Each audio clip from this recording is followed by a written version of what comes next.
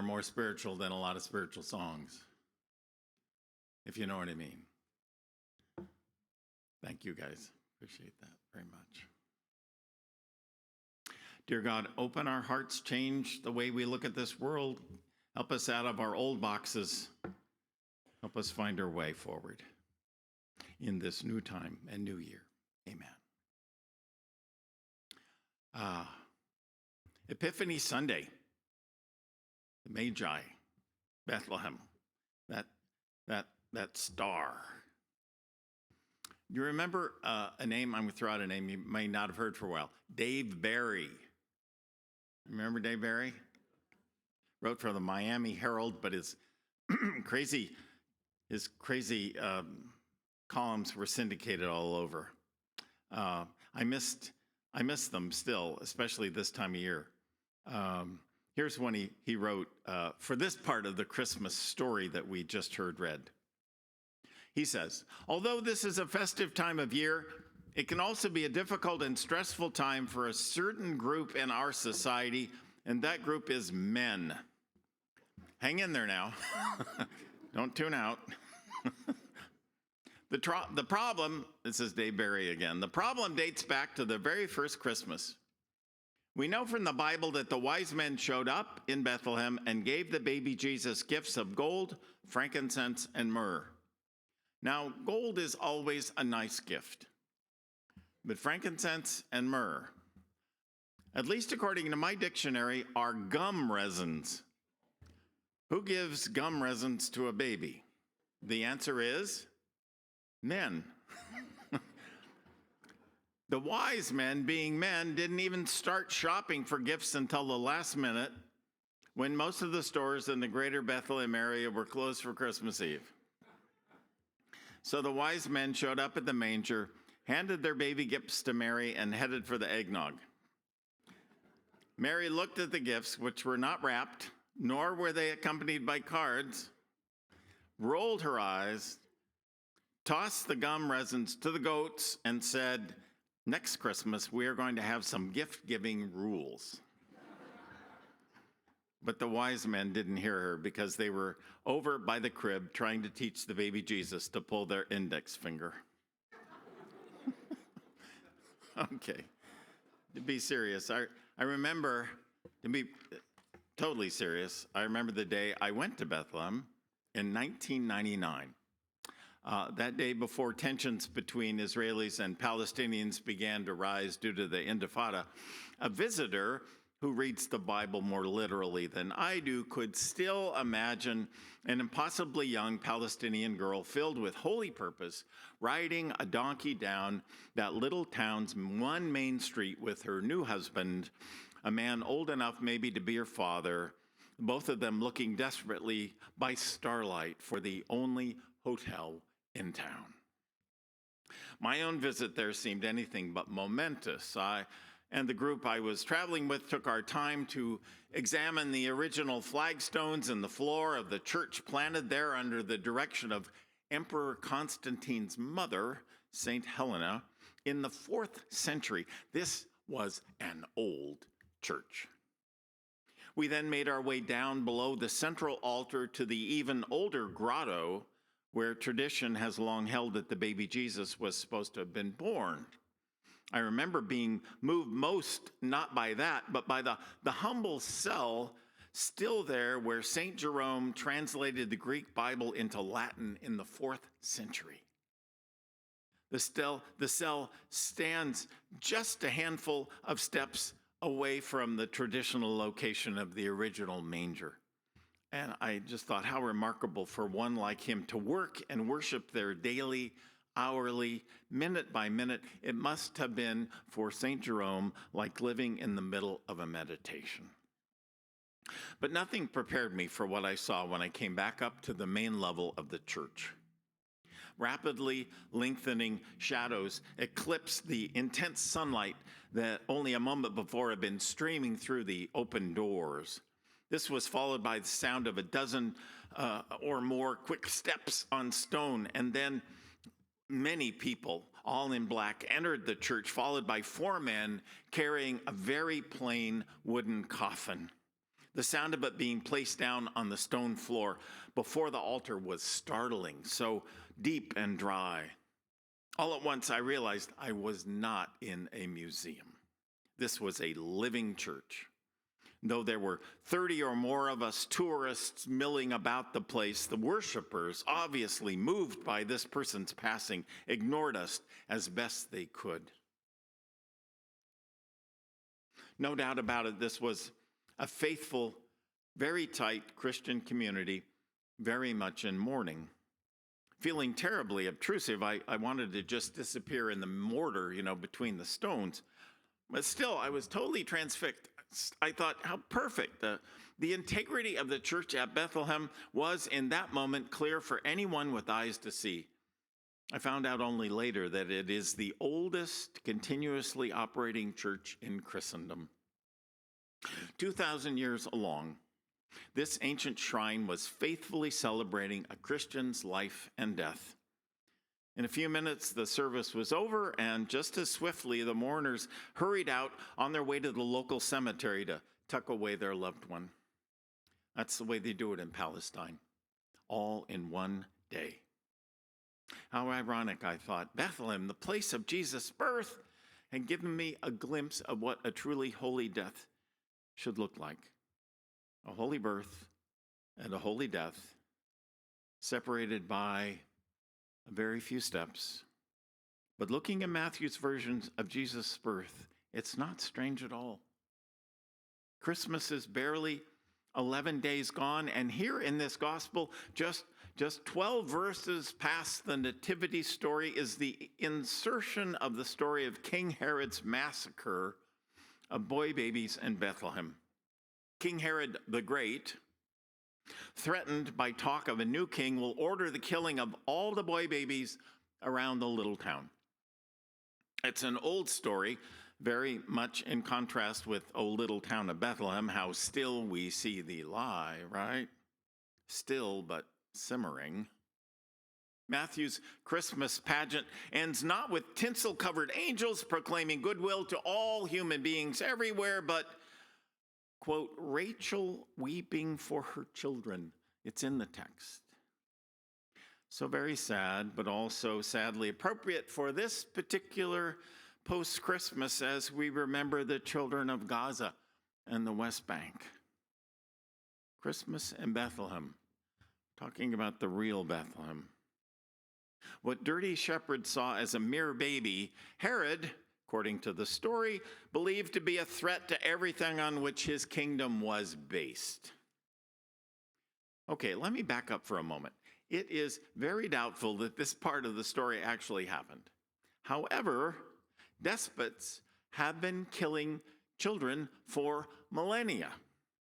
So in that sense, this is a very, very true story. You can exchange the name Herod for a host of other dictators of our age. Putin, Xi Jinping, Milosevic, Mubarak, Gaddafi, Netanyahu, Assad of Syria. These are all men who cannot imagine being king and will do anything, stoop to anything to stay in power. Well, we say to ourselves, if only Herod and all the other men of power like him could only go gracefully and not take 1 million or so innocent people with them before they go down. But consider this. Have you not, or at least once in your life, held on to something too long? I'm trying to bring the story that is mighty and appalling and huge and king-like down to where we actually live. Have you not, at least once in your life, held on to something too long? For one reason or another, you didn't think you could live without something, maybe. You didn't want to. You didn't want to give it up. We all, compromise our ethics, or at least are tempted to, for something. Something we look back on now and wonder, what was I thinking? Maybe we were stuck in something maybe, a job, a relationship, a bad habit, who knows? We were deeply unhappy and desperately needing to break out of it, but we just couldn't do it until you fill in the blank. That is, as the preacher Barbara Brown Taylor tells it, at the heart of this story of the wise men from the East. They,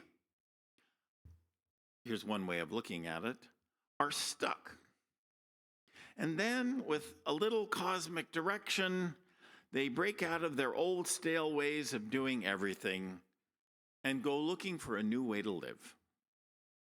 Here is their story as she tells it, because I don't want the season to end without the story just being laid out. Here is her special version of it.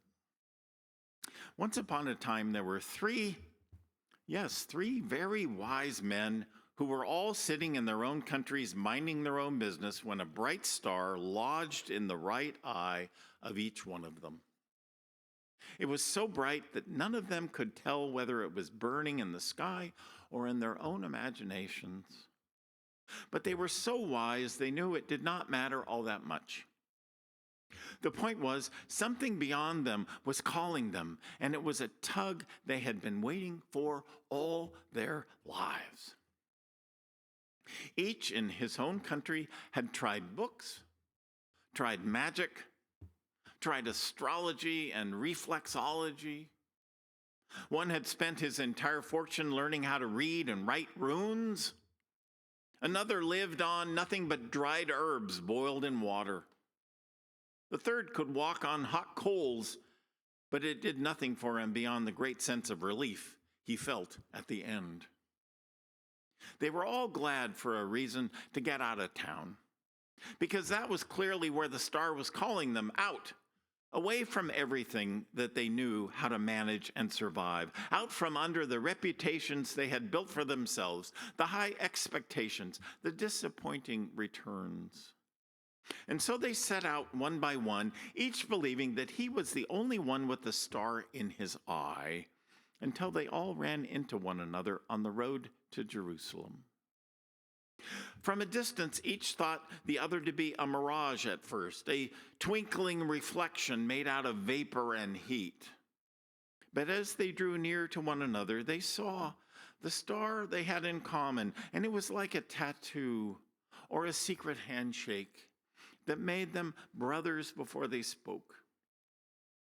They were unanimous that the star was leading them to Jerusalem, which made perfect sense since they had every reason to believe they were on their way to meet a king. They had no trouble gaining entrance to the palace. They looked rich, and that was enough to get them a royal audience. Only the king they met was something of a disappointment. He was old and fat and had terrible breath. His skin was yellow, as if his bile had gotten the best of him. And the guards on either side of him shook so that their spears jingled against their shields. Without even conferring with one another, the wise men knew he was not the one. So they asked him if he knew of any other kings in the general area. He had been picking at his fingernails until then, but their question seemed to get his attention in a big way. He looked right at them for the first time, and when he saw the stars in their eyes, his own eyes grew perfectly round, like the eyes of a snake. Asking the wise men if they would please excuse him for a moment, the king stepped into his chapel to confer with his clergy, who whipped out their concordances and told him what he wanted to know. Yes, there was a little something in the book of Micah about a new ruler for Israel, but nothing to get excited about. It had been there a long time. It seemed unlikely, but sure, why not? Send the wise men to Bethlehem to do the reconnaissance work and save a little bit on the national security budget. So that was what the king did. He gargled, he combed his hair, and went back to tell the wise men they should go to Bethlehem at once, with his blessing, on the condition that they come back and tell him who his successor would be, so he could send flowers. His breath smelled like pine sol, and the wise men left feeling queasy. But once they were back out in the night air, they could see the star clearly again and followed it right to the doorway of a one-room house in Bethlehem. It was a perfectly nice place, modest but well-built. It was just not the kind of place they expected to find a king. A dog was sniffing the woodpile under the eaves in hopes of a mouse. Someone was practicing the lute next door, going over the same phrase again and again. The smell of dinner was still in the air.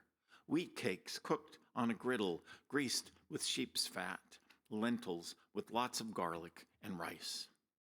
If they had chosen the place themselves, they might never have knocked.